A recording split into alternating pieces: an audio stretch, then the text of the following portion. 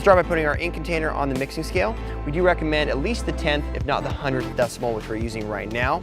We're going to go ahead and zero that out. We'll go over to our mixing system. We're using 200 grams of the 368, and we'll start mixing.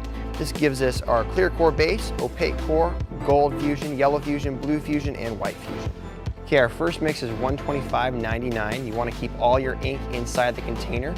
That way you have an accurate measure. Our next mix is the opaque core at 31.5. This is a little bit easier to handle than the clear core because it has more body to it. The opaque core always mixes at 20% of the clear core to give the ink some body.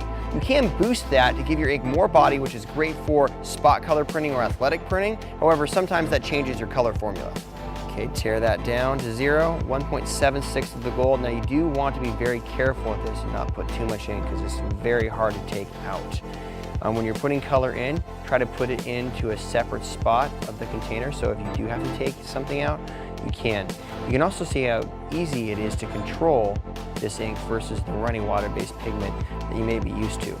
So once again, we're 1.76. We do have to take a little out, so we're going to dip right into the ink, and there we hit it, 1.76.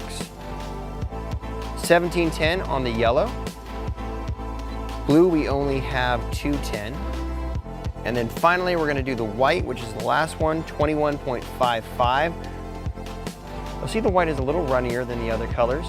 This is more like a traditional pigment. This does not have AB blocking technology in it. However, it is a curable pigment.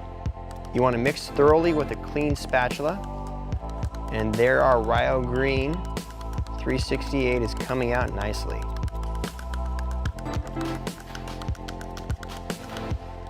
I want to get the sides so all the pigment gets mixed directly into the ink. And you see this ink has a nice body to it. It's not super runny like a lot of different water-based inks.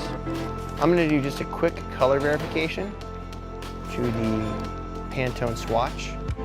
I'm going to do that by taking my color swatch and putting it next to it on a white test panel. And it looks like we have a perfect match. Now we're mixing a light gray Pantone 400.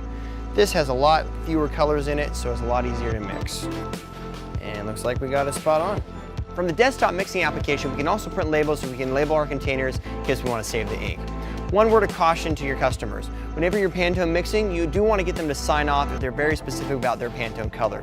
We did a virtual sign off with our eyes, which looks good to us, but if your customer is very specific about it, you want them to sign off on the color swatch as well.